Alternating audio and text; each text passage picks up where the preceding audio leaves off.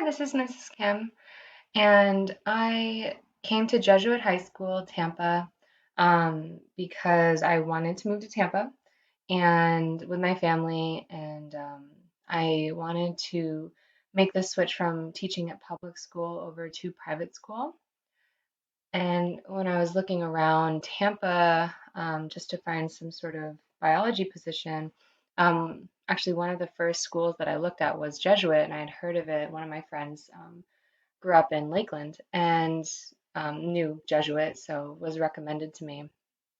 So I applied to actually, there was only one job opening at Jesuit at the time, and it was actually for a biology teacher.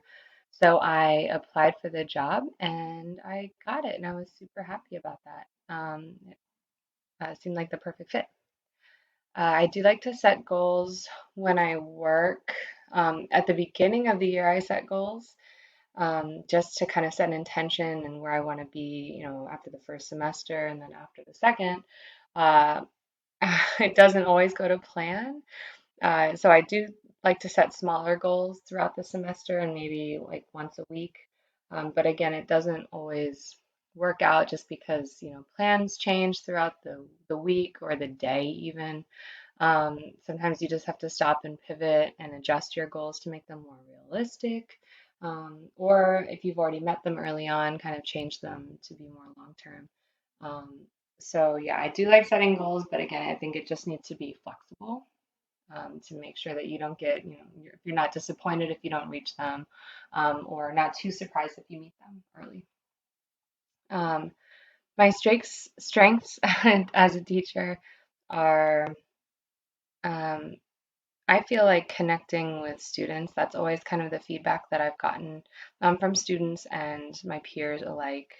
A couple of years ago, the student did an interview about a teacher at their school that they connected best with, and she explained that she loved to see me at school and that felt like she had a friend in her corner whenever she came to school.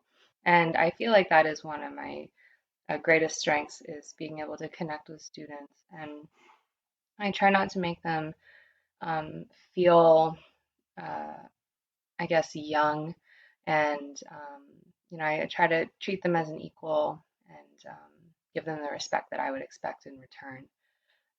And my weakness is probably getting off task easily, just because, if I'm chatting with students, we'll kind of get off on these random topics, and then all of a sudden it's been a couple minutes, and I feel like I've got to rope the class back in, but in the first place, it was my fault because I'm, chatting with the class and just kind of going off in all these different directions, conversation wise. So I think that is something that I could always work on is kind of, allowing the class to get off topic for a little bit and loosen up and then reel them back in, but not for too long because I think I do need to work on that. How did I find my job? As in, I think teaching. Um, I worked in a pathology lab prior to teaching when I was younger, and pathology lab being working with tissues and whatnot.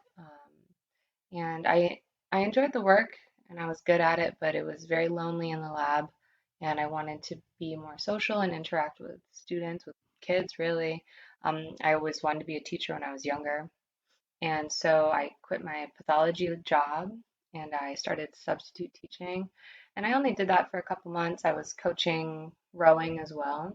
And then one of the high schools that I lived near came up with one biology position, and I ended up getting it. It was midway through the semester, through the first semester, and I was just brought into the classroom, said, okay, this is your classroom, and then left alone. And it was a learning on the fly type of job.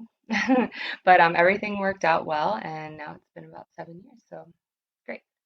Um, Challenges I've faced in my job.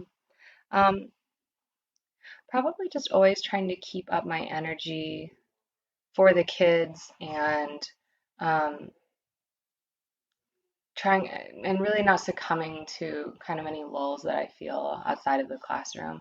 I think it's really easy. I mean, because we're teachers are human as well, so you know, when you feel tired or you feel, that you just don't have the energy for the day, it really just shows through your work and shows through your shows through your lessons that you're teaching for your students, and it will kind of radiate throughout your classroom. So it is challenging to just kind of keep up that energy all the time and keep the kids excited, as excited about biology as you are. Which um, the last question, why do I like doing my job? I enjoy teaching because I enjoy kind of the constant intrigue of science, of biology. There's always something new to learn. There's always um, something that's exciting about biology, and it's applicable to everyone's life. I think that that's really interesting to me. And I like teaching that to students because there will always be a handful of students who will say, hey, this is really cool, or oh, I learned this and I thought about it when I was out and about, or at practice, or at home. And I think that that's probably the best part is when you see that kids actually get as interested as you are, or curious, or enjoy the content, and actually are able to use it out in their everyday lives.